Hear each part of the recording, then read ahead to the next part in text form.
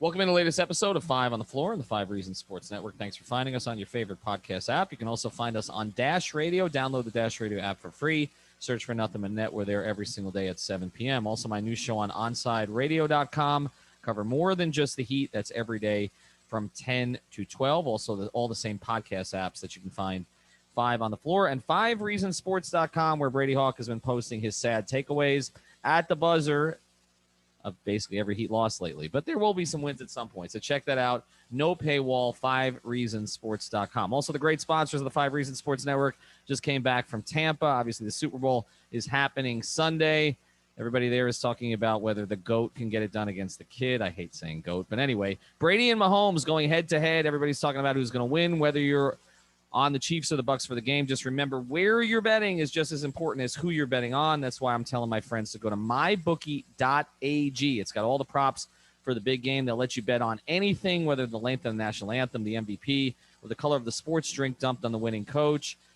They've got all the Chiefs Bucks props for you to chew on. You can even win big on NFL squares. Don't miss out on the last game of the year in the NFL. Sign up at mybookie.ag today. Use the promo code 5 on the floor. Spell it out, FIVE, on the floor, to have your deposit matched halfway up to $1,000. That's a free cash bonus just for making your deposit. Use the promo code 5 on the floor. Spell it out to claim the offer. Bet, win, and get paid with MyBookie. Again, go to mybookie.ag.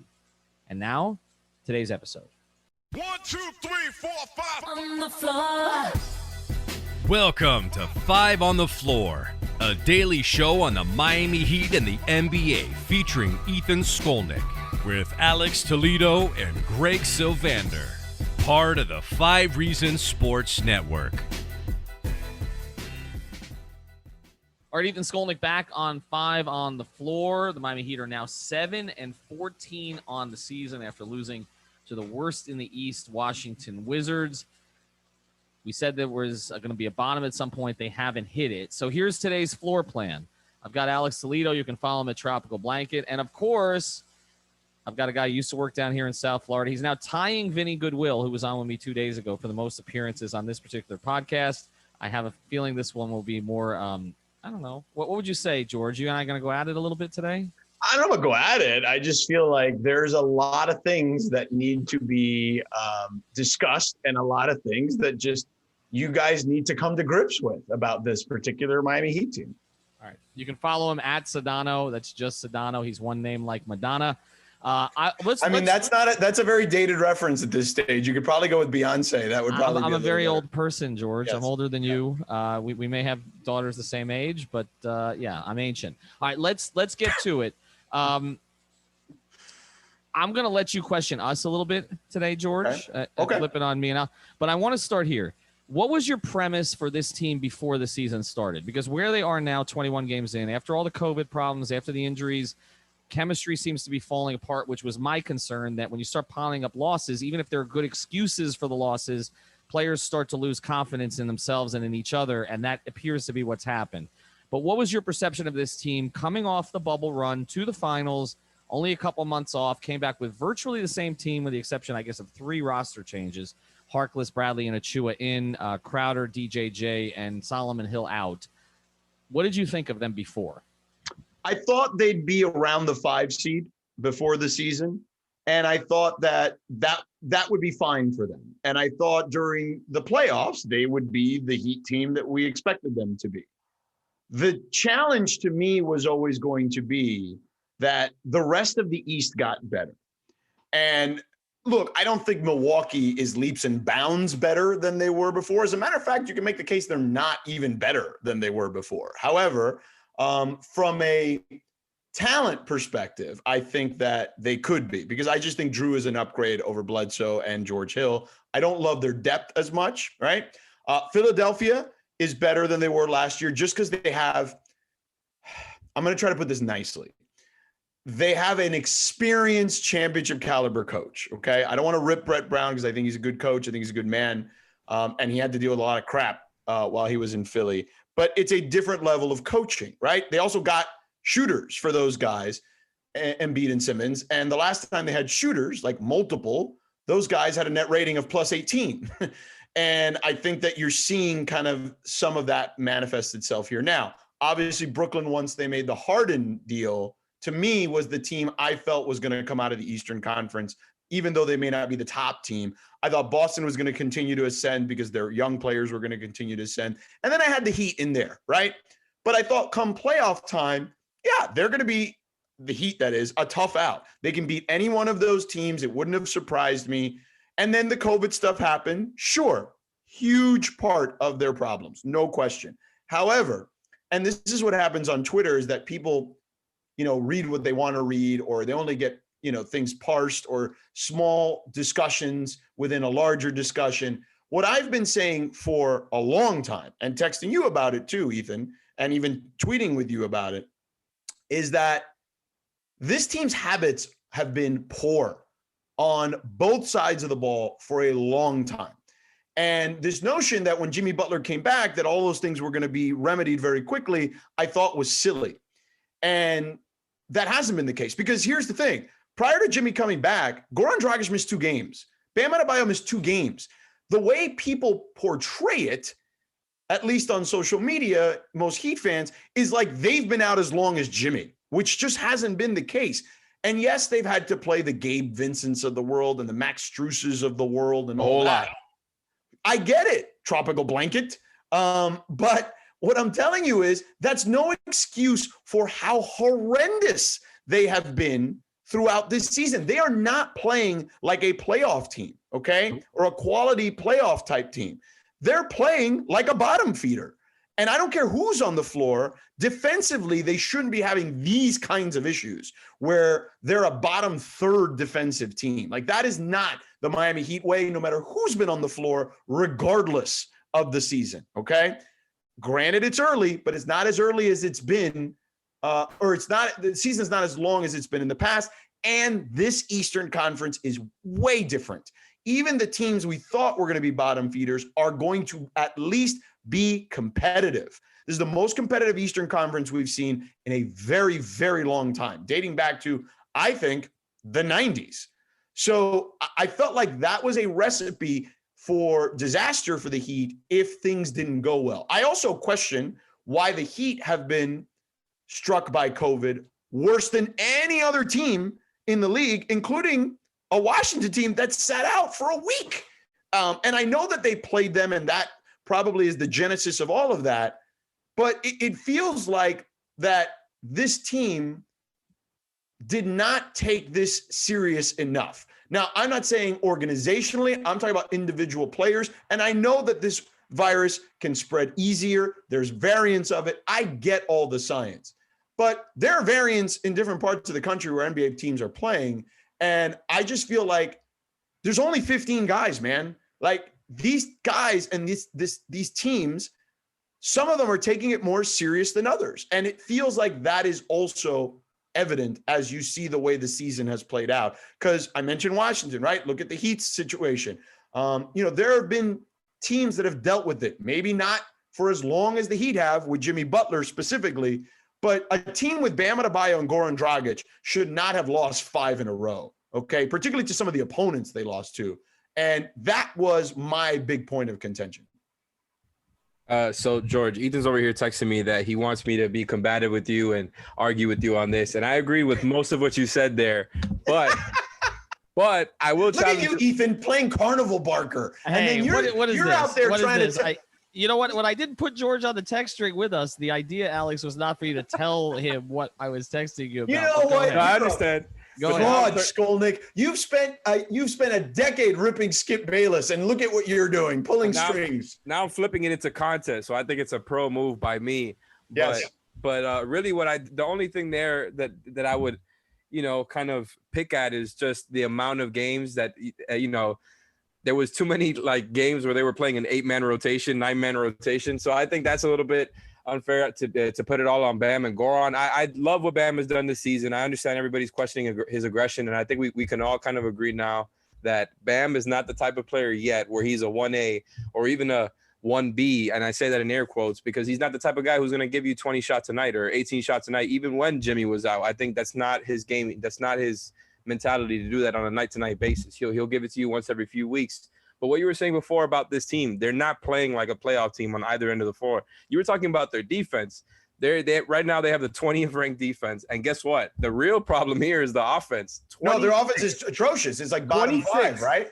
They were a top 7 offense last year. Like, the story is they really got worse on both ends, and obviously a lot of that is, again, all the the missed games from their best player, and like I said, a lot of games where they were really missing half the rotation. I understand, but even when the guys are playing, they're not playing well at all. And I think always, like, we've been optimistic because it's like, they have the same core that they did last year. They added Avery, they added Precious, they lost Jay, and you look at the names on the roster and you think, well, once the playoffs start, you kind of look at the matchups and you look at them and say they can beat most of these teams in the East, right? But they really haven't even shown that to you in the regular season at all yet. And I think that's where the disconnect is. Like, they're not even playing together. They don't have the attitude that morale-wise, something is off, right? I think there's something off in there that obviously we can't quantify, but there's holes all over the place. You talk about the rebounding, interior defense, point of attack defense, and now it's going to be even a bigger problem with Avery Bradley out for a month.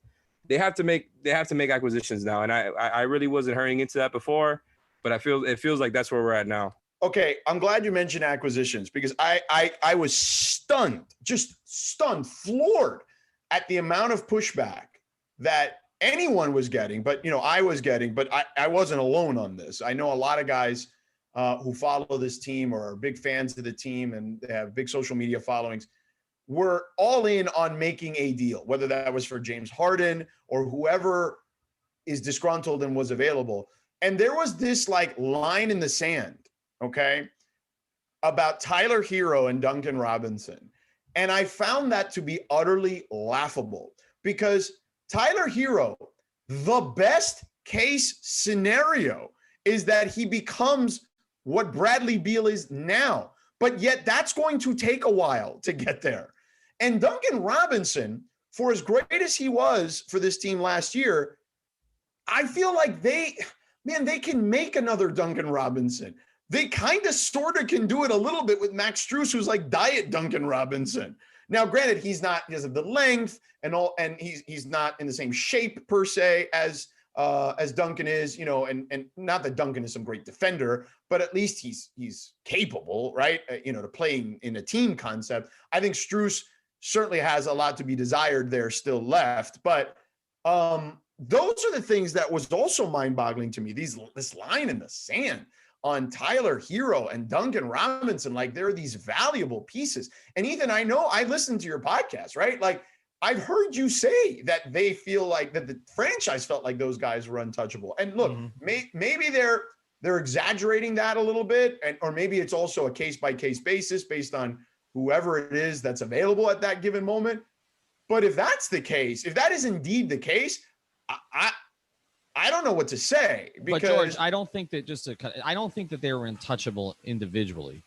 Okay, I don't think, in other words, that you wouldn't trade Tyler Hero, you wouldn't trade Duncan Robinson. I think the issue was, depending on the situation, the player, the cost, the future with that particular player, the age of that player, did it make sense to, and then also the shooting that you may need to still put around Jimmy and Bam until Bam becomes a plus, long-range shooter, and certainly Jimmy is not that, is not going to be that at this stage, that trading both of your shooters and the picks and the pick swaps and Achua and/or Akpala and none, to a lesser degree, that was too much. I don't think it was you can't trade Hero or you can't trade Robinson. Do you understand what I'm saying? I know I don't think individually they're wed to those guys forever. Nonsense. Get out of here with that. James Harden is a top 5-6 player in this league, man. And so we're just going to rehash the Harden thing? Who also shoots threes. You know what I mean? Like that was, because that was the alleged thing on the table, right? George, are you making, okay, if we're gonna relitigate Harden, are you making that deal that was that basically the Heat walked away from the table on? I give them anything not named Bam and Jimmy. Anything and they the picks want. And the picks. All the picks and pick swaps. If you can get James to commit, you know what I'm saying, beyond the 2 years, if you can at least get a handshake agreement on that, yeah, I make that deal. Because Jimmy Butler is not getting any younger, okay? You have a timeline with him. So I think you know, that's even overstated. Spo I think alluded that to this. honestly, I think that's overstated, George, and I'll tell you why. And I've been meaning to do a pod on this, so I did it on Onside Radio. So I'm glad you brought it up. I think this whole thing of Jimmy's window and being 31, we're seeing guys perform at a high level into their mid 30s. People talk about his minutes. He's missed so many games over the course of each season that if you actually look at his total minutes over the past 8-9 years, it's not that significant. I mean, he's not. Everybody looks at Tibbs, but No. Jimmy only I played agree. more than 72 games once, I believe. I agree with you on that. What I'm just talking about is the window to win a championship. Because I'll tell you this, I don't think anybody's beating the Lakers this year. Like, even unless Anthony Davis or LeBron gets hurt, I still don't think anyone's beating the Lakers this year. I think the Nets have a shot if they get really hot, right? But and the Clippers, huh? And the Clippers. Yeah. But the Clippers, because of they just match up well against the Lakers. It's not so much that, because I think the Clippers also, as we saw against Brooklyn the other day, you know, they still got this kind of mental block at the end of games, I think, in a very big way. And they're going to have to get over that. And I think Ty may be the coach to get them over that, because I think Ty is a little more organized than Doc was, at least last year. And I feel like Doc has also kind of re-engaged because he realizes maybe he was a little too loosey-goosey last year with things. So, you know, maybe Philly gives them a little bit of a run, but I don't see them beating the Lakers. So if Miami wants to win a championship, which is what this is about, they're going to have to make a bold move, man. Like, they can't just sit here and wait and hope that Bradley Beal wants out of Washington. Now, I do think Bradley Beal will be out of Washington. I just think he doesn't want to create this fiasco that everyone else creates. I do think that eventually that will come, to fruition.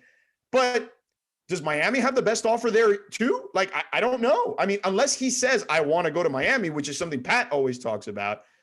What if Denver wants to get in the mix and they say you can have Michael Porter Jr.? Then what happens? Okay, so all right, so basically, your idea here was going for Harden essentially with everything, because this team did need a shakeup like that. They did need a third guy, and you weren't really willing to sit there and hope that Beal is finally going to make up his mind here. So let me ask you this question. This is the position the team's in now. They're 7-14, but somehow they're they're 4 games out of the 6th spot in the East. Okay, because nobody's really Philly's playing at a high level, but nobody's really run away with the East. Okay. I'm with you that some of the bottom feeding teams in the East are better. Charlotte's better. New York is better. Cleveland's better. Atlanta, which we expected to be better, is slightly better. So there's not the cushion there, but there's also a play-in. So you really only have to be one of the top 10 in the East. I put this on Twitter today, George. Would you make an increment? Obviously, Beal, at this point, you throw everything on the table, okay, if he's available. But would you make an incremental move that could damage your future in some way just to salvage this season? And how do you define incremental? Okay, well, Oladipo, if you're not guaranteed that he's going to re-sign, is incremental. Okay. He wants to be here. Yeah, I think Oladipo is your floor in free agency next year.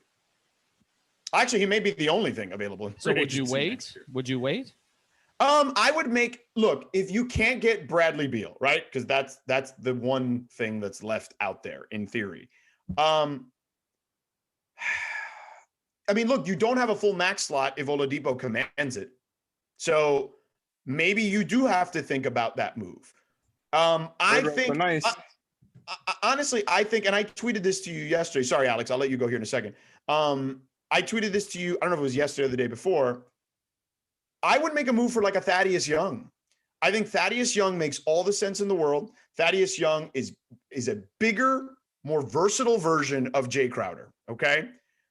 He's a better passer. He's a better ball handler. He's a better defender. I think he's longer. He's bigger. I actually think he's the perfect 4 to play with Bam. He's not a great shooter, but neither was Jay Crowder. So I think that you can still make that kind of move potentially. And I think that would help them a lot. I just don't know. I think Chicago's going to part with him, but if Miami has to weigh its options, right? Like, do you stay flexible for Beal because you don't want to be trading picks for a guy like Thad Young if Beal's on the market? It is going to be a bit of a game of chicken there when it comes to some of that stuff. And I think that's interesting. Like, we've kind of gone over some of these possible names, and we mentioned Thad Young. They've used him in an interesting way in Chicago, where they're using him as kind of like a playmaker. They'll play him next to Lauri Markkanen, and they'll have Lauri in the corners, and they'll have Thad Young kind of playing the short role, the Draymond, and his assists have gone up this season. And I agree with everything he said about him. He's kind of an upgrade over Jay in every way, except the shooting, just because he doesn't want to put him up as much, right? Like, I think I was looking at his attempts, and they've kind of been hovering around 3 a game. Yeah. And whereas Jay was last up like year, 7 or 8 last year. Right. But Alex, last year, he was taking about 3 or 4 a game and he shot 36%. Like, you'd take that right now. Yeah, for sure. For sure. And I think that's something that you wouldn't have to trade anything, of too much value to get. A guy like Lonzo Ball, maybe you wouldn't have to trade anything of value to get. I disagree there. I disagree with the Lonzo Ball thing. Maybe they got to give up Duncan or something like that. David Griffin is not just giving away Lonzo Ball. I can tell you that with 100% assurance. But I'm saying, like, could you get guys without giving up Hero and Duncan? I think that might be a possibility. Well, maybe, yes. You can get Thaddeus Young without having to give up those guys, yes. I'm at the point now that I think they need multiple guys, multiple two-way rotation players that they need to add, because I just think the balance is completely off as far as having two-way players. They don't have a lot of them, right? And I think agreed. They need to add guys who are plus defenders. I think Thad Young is a nice one. I think Lonzo would be cool. I don't know if that's realistic. I think obviously the one that everybody talks about, and I've been hammering home over and over, in an ideal world, Depot and Tucker. It's just really, they fit the bill so perfectly for what the Heat need. On defense, Depot does what they need. They got another, Depot is another creator, scorer, a ceiling raiser for a team that wouldn't need him to be a 1 or even a 2 option, right? Everything for him would be gravy for the Heat. And as far as PJ, that's exactly what they need. And it's sitting right there. It doesn't feel like Houston's going to re-sign those guys. And I just feel like, do what you can to make that happen. I think the thing with PJ Tucker that would make me a little afraid, right, is 36 years old. There's a lot of mileage there. Okay. Oladipo, I make that move all day. I advocated to make that move before the season started. That was probably the best time to do it. Because there was still an unknown at how he was going to look. And I thought that it was worth the risk because you could then go over the cap for him because you'd have his bird rights at that point. So I believe that's the case. So that to me was the move to make, because at that time it probably wouldn't have cost you as much. Maybe a first rounder and some pieces to make the money work. And I think it's worth the gamble in that situation. And they chose not to do that.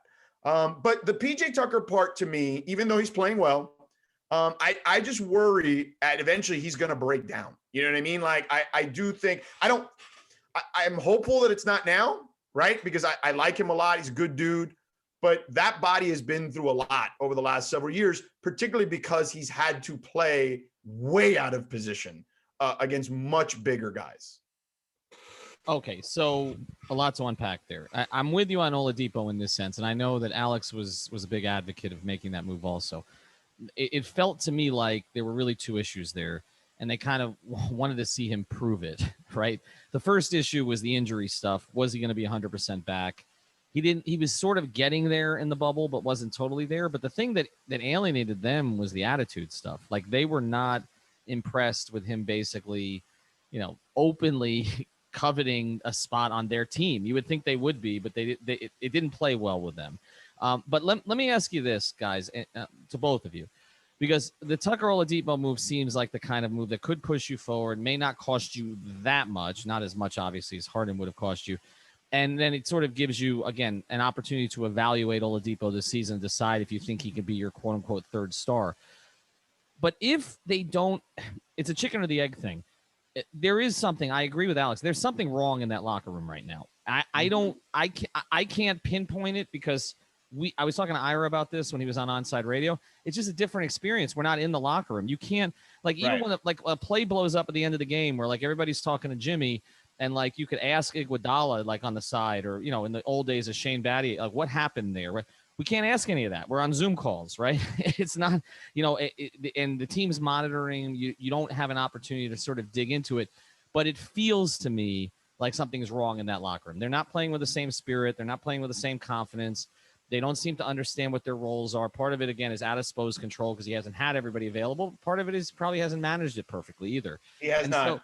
Right. And you and I are both big Spoelstra defenders, but obviously that has not worked out that well. You think I'm a big Spoelstra defender? I literally in a summer league game argued with someone for 10 minutes. I'm with you, okay? And I'm sure your your play-by-play part, your analyst partner there probably would have something to say at this point. But the point is, do you even think a move is worth it for them right now? Like, is it so broken at this stage, or do you think that bringing in players, we've seen Pat shuffle the deck before, and it gets look, even like bringing in a guy like Chris Anderson, change the whole dynamic of the big three teams. I mean, a 27-game win streak was spawned off of that. I know they were 37-2 with him in the lineup, or 37-3. Is this the right time to make a move? Yes. Is it even worth it? Yes. If you're going to make a move, you got to make it now, because you can't keep falling further and further behind. They are 1-7 in their last 8 games, and they're scoring 101 points a game in those 8 games. That's awful, to Alex's point earlier. And they need something. And Thad Young to me is perfect. He moves the ball, right? But does he move the needle? Yeah, because he defends and he moves the ball. You know what I mean? Like he's a 4 assist a game type guy out of the power forward position. You know what I mean? Like, he's willing to take all those open threes. I'm good with it. I just think they need more than one guy at this point. Oh, no. I don't disagree with that. I'm just saying start there.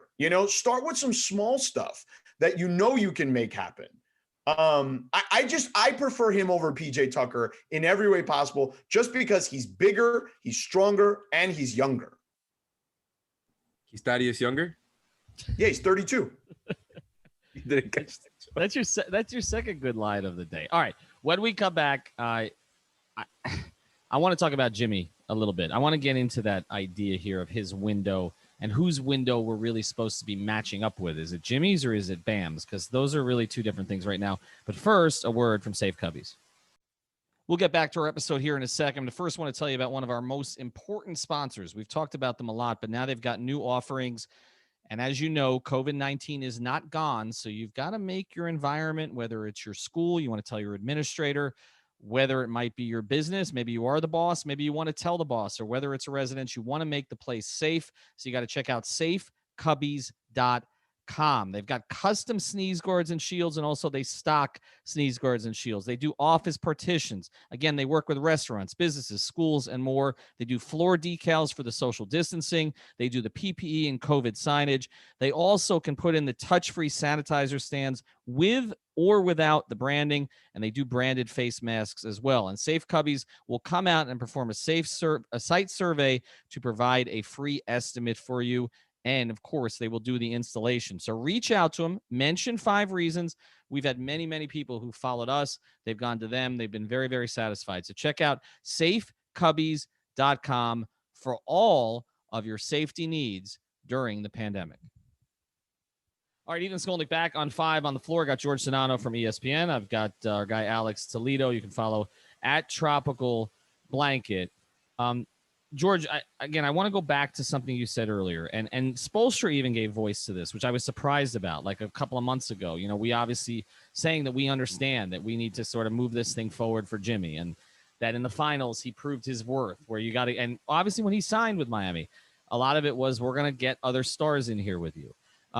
But Bam is the guy with no ceiling, right? Bam is 23, and I'm with Alex that like Bam has everything else except the type A personality that he's just going to dominate and take over every night.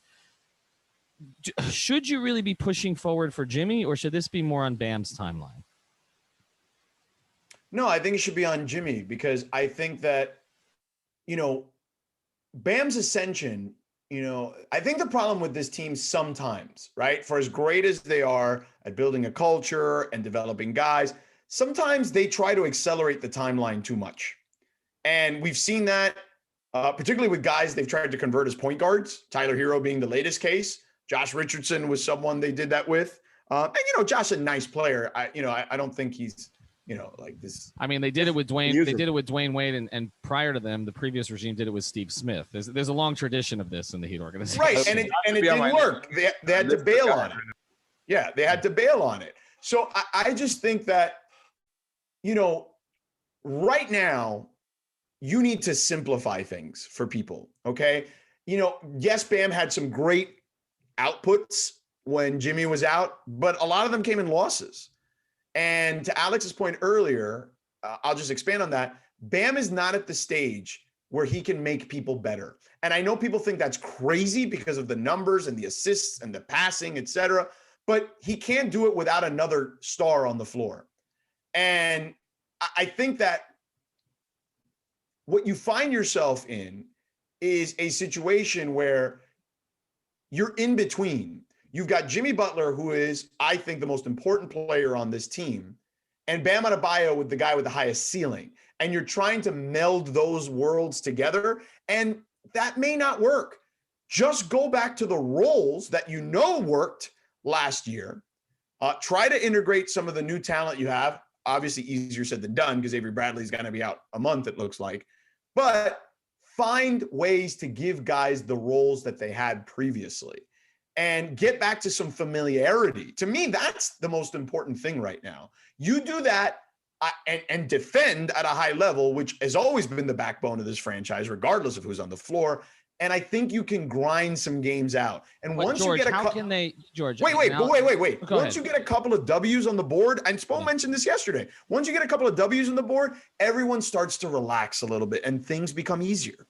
Okay, I'm with you on the psychological part of that. And I did, like I said, I thought that these losses accumulating would start to hurt confidence. Look, I was at the game the other day, okay, and when you see, Charlotte's coming back and the Heat had, I think, a 5-point lead at the time, and Tyler Hero is literally staring at a three for 7 seconds. He's in the corner alone, staring at a three. I'm like, okay. Took a dribble.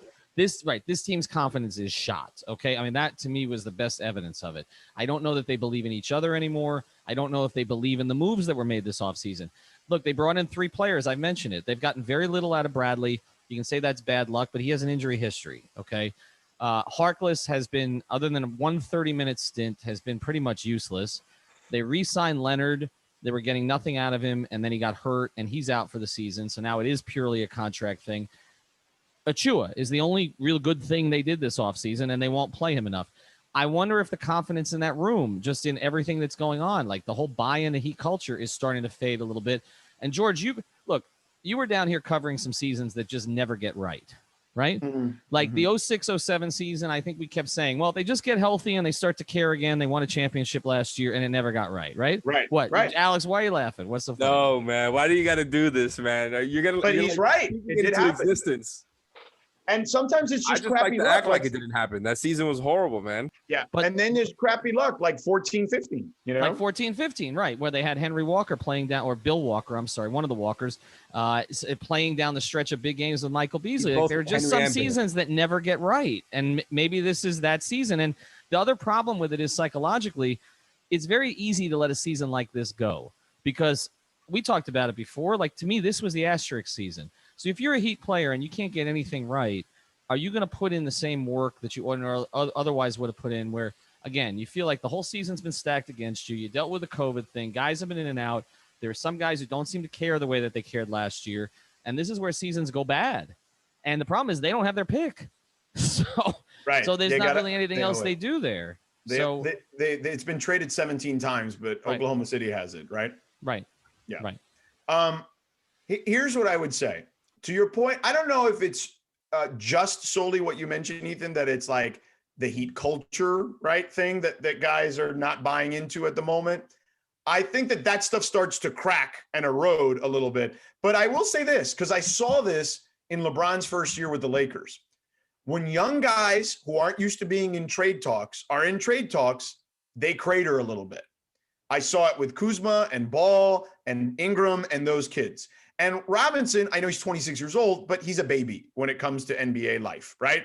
Obviously, Hero is a baby.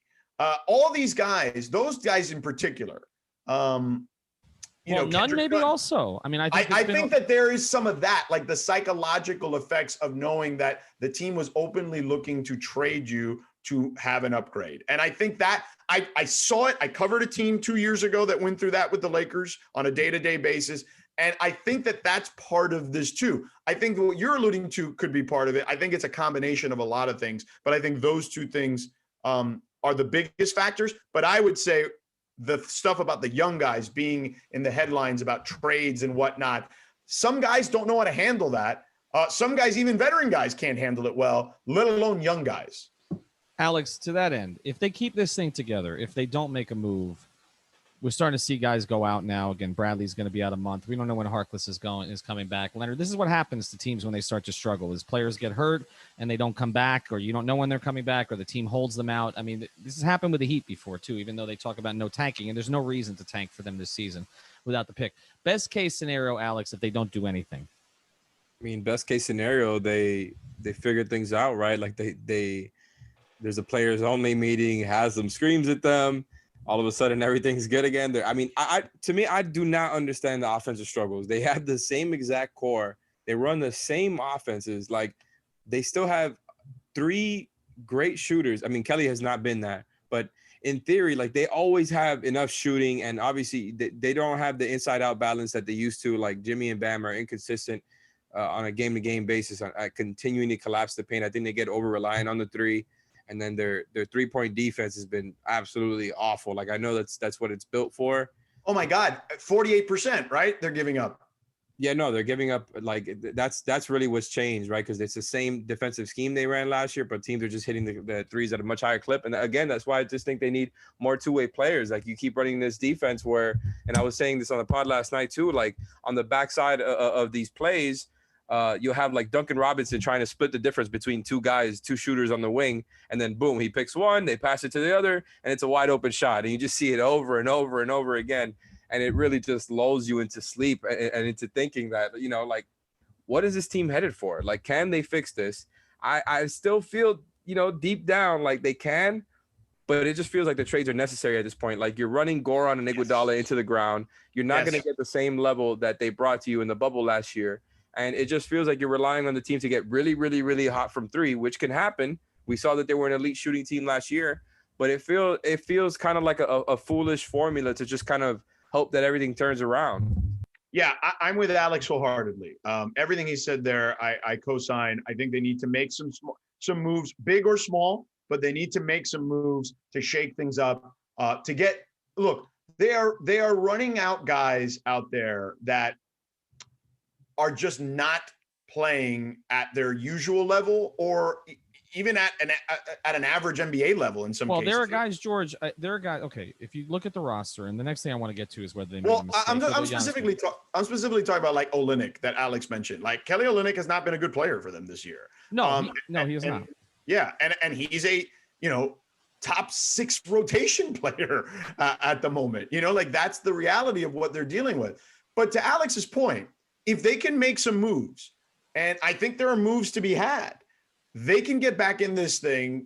And if they can look, even if they were in the play-in range from 7 to 10, I wouldn't be surprised if they faced like the Knicks in like a play-in, beat them, and then play like Milwaukee in the first round. Wouldn't you feel good about their chances against Milwaukee in the first round? I would. I'm sorry, that's hilarious. You can't just throw that scenario out there where the Heat are playing the Knicks in the play-in tournament and not expect me to stop you right there. That if that happens, I think we all have to quit this podcast, because that is just horrible. I mean, Jesus Christ. But to George's point, though, I get it, and I've said the same thing. Just get in and figure it out. But because the time is running out. Every week that passes and every player that goes out and doesn't come back, they become weaker for that point. And so I think that a lot of us, myself included, have sort of said, okay, they'll fix it at some point. The players are here that went to the finals.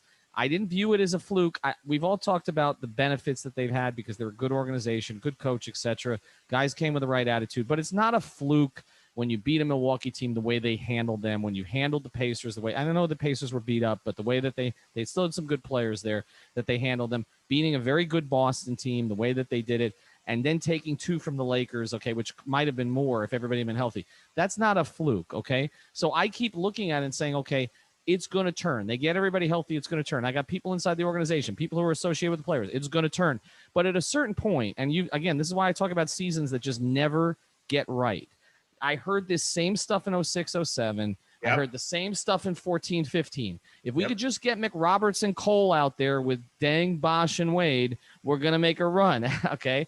And it just never, they played 37 minutes together. And think of what we're talking about. If they can get McRoberts and Cole in the starting lineup. Okay. Okay. Like, but that's what happens some seasons. It just never gets right. Okay. The same thing is, Dion and JJ will replicate what they did in 16-17. Hassan will play like a max play.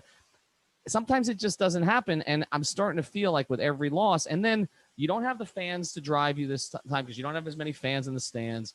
It's the weird thing where you can't even leave your house other than to go to the arena.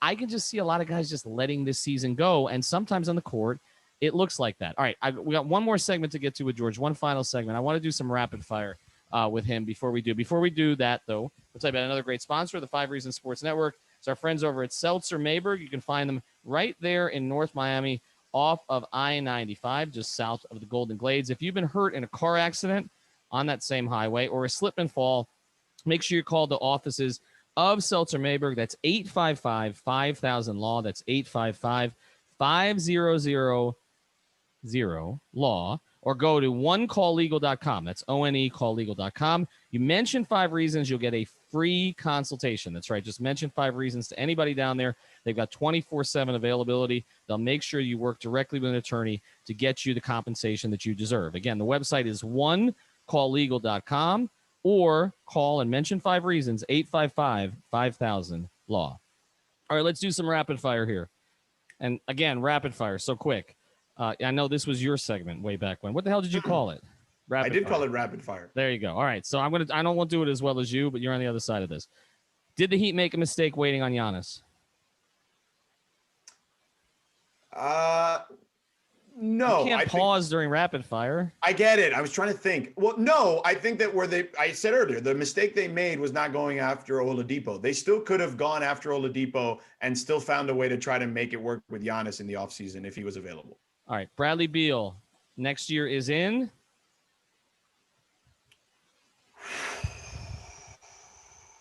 Man, that's tough. Rapid fire. I know, mother bleeper. I'm trying to think, but there's a lot of teams. There's going to be 29 teams interested in him. Better not say Philadelphia. No, not Philadelphia. I'll come back to it. Go. All right. John Collins. Should the Heat be targeting him? I mean, is he I worth feel the like max? At the what? Is he worth his? No, he's not worth the max. His Absolutely level not. max is going to be. Okay. That's exactly my reaction. The what? No, he's not what? worth the max. No, he's not worth the max. He's a good player, but he's not worth the max. Okay. LeBron MVP this year? I would vote for him or Jokic. It's one or the other right now. Biggest threat to the Lakers in the West is? Oh, it's the Clippers. Okay. Who's next? You don't believe in Utah? No. I think that Utah, I'm with Shaq. I think that they're a nice team. They're a good regular season team. They're not. Never say you're with Shaq. That's not the thing to say here. All right. Well, I'm just telling you. I'm with him. Like he doesn't believe in them. I don't believe in them either. I think they're a good regular season team. I don't think that they're a team that can win a championship the way they're currently constituted. And I will say this. I think that I mentioned this earlier. I think the Nets are the next biggest threat to the Lakers after the Clippers. All right. Kyle Lowry. Does Masai trade him this year or hold on to him until free agency? Oh, I think Masai is an assassin. I think he will trade him if it makes sense. If they're out of it, yeah. Well, plus they're not in Toronto this year. I keep making that point. So it's a lot easier to trade your franchise icon when you're not even playing at home. I mean, I was in Tampa. They're playing down the street over there. All right. Joel Embiid. Do you believe in this? Can he actually lead Philadelphia to the finals? Yeah.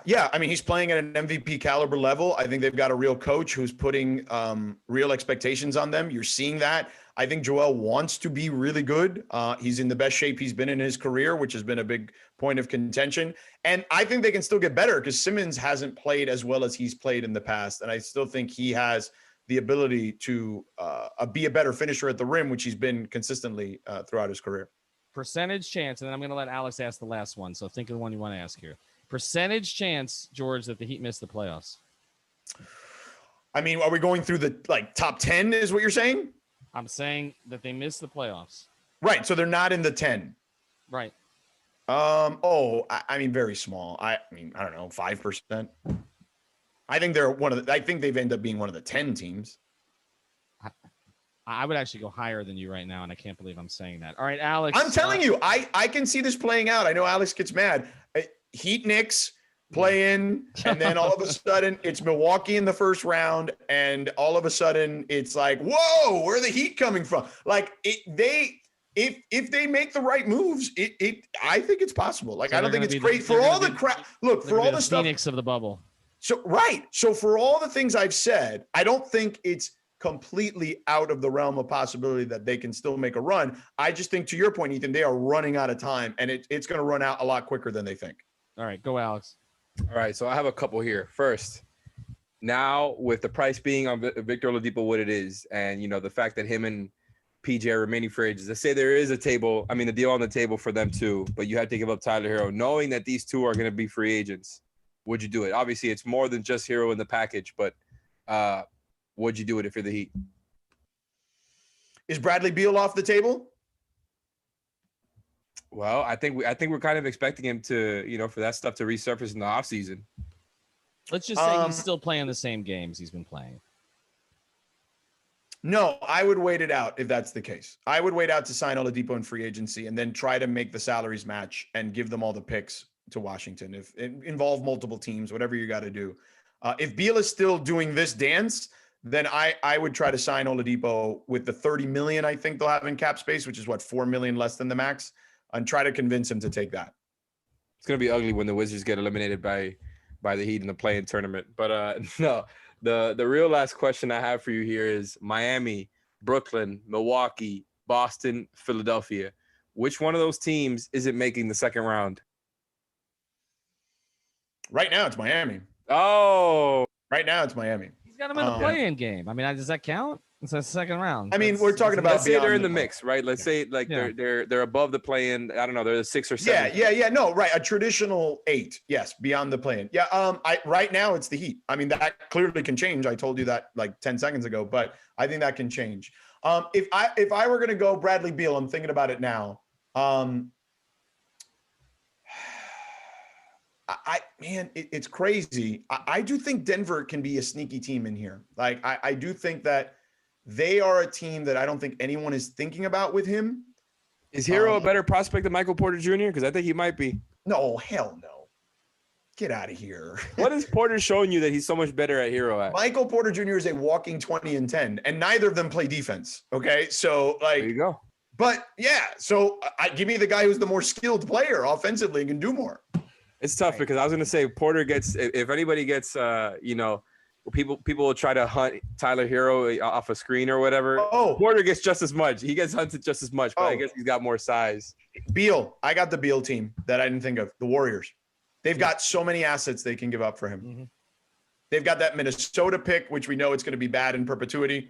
They got Wiseman. You just sliding Clay to the 3, basically? Yeah. As he coming off 2 leg injuries, of course, that's the smart way to do it. No, it makes sense. I can't say Clay's name because I like Clay, but he shouldn't have slandered our guy, Rodney McGruder. All right, last one. Oh, no, McGruder needs to learn. I like Rodney McGruder, but McGruder needs to learn his place, too. No, he's just sticking up for his teammates, man. Oh, God. They went too far. Draymond went too far. He went after Rodney and Ellington, 2 of the nicer guys that he'd have had. All right. Well, I like Wayne a lot. Yeah. All right, final one for you here because, again, you and I both followed Riley's career pretty closely here in Miami. If he doesn't get it right here between now and the offseason, does he walk away at this point? No. Because you don't think so? Because it I felt like last summer was the perfect time to walk away. He put them back in the finals. If he'd walked away then, nobody would have blamed him for anything. No, I know, but you know him. He's got to win. Like he told you back in 2014 that if they win the championship, he may not stick around for the parade. That's what he's waiting for.